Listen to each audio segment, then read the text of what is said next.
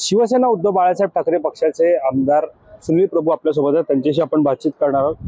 Trauma care रुग्णाचा प्रश्न आता या ठिकाणी उपस्थित होता। नेमकं प्रकरण काय, स्थगन प्रस्ताव तुम्ही मांडलेला आहे, काय झालं?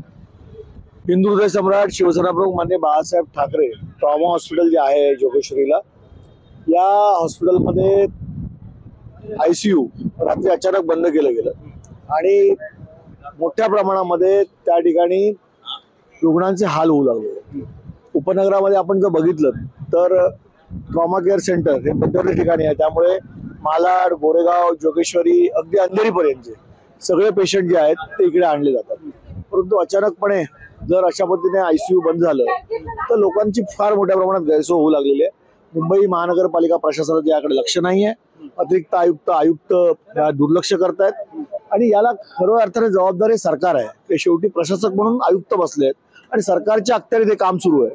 त्यामुळे आज मला असं वाटतं की आज स्थगन प्रस्ताव विधानसभेमध्ये दिला होता, परंतु आज जो विधानसभेमध्ये सकाळी गोंधळ होता मंत्र्यांच्या राजीनाम्यावरून, त्यामुळे सत्ताधारी पक्षानेच या ठिकाणी आज सभागृह चालू दिलं नाही। स्थगनसाठी मी उभा राहिलो होतो, परंतु स्थगन मला मांडू दिलेलं आहे।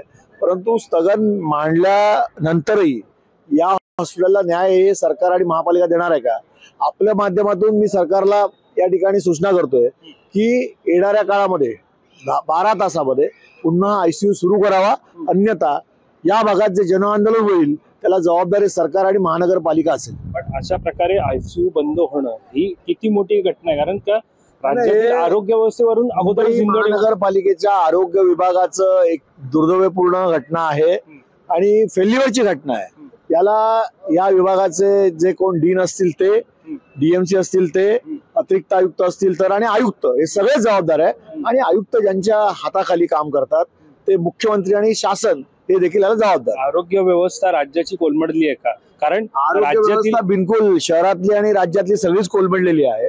आपण बघत असाल की यापूर्वी या इकडे असणाऱ्या आरोग्य मंत्र्यांनी जी काही टेंडर काढली त्याला स्थगिती दिलेली आहे, औषधाचा घोटाळा सुरू आहे। या सगळ्या गोष्टी ज्या चालू आहेत राज्यात, असं नाही केवळ आरोग्य व्यवस्था नाही, सगळेच सरकारचे जे काही विभाग आहेत ते फेल्युअर आहेत। आरोग्य मंत्र्यांची तुम्ही या संदर्भात काही चर्चा करणार? आरोग्य मंत्र्यांशी आज माझी चर्चा झाली नाही, परंतु मुख्यमंत्र्यांना मी याबद्दल निश्चित उद्या सकाळी पत्र लिहीन।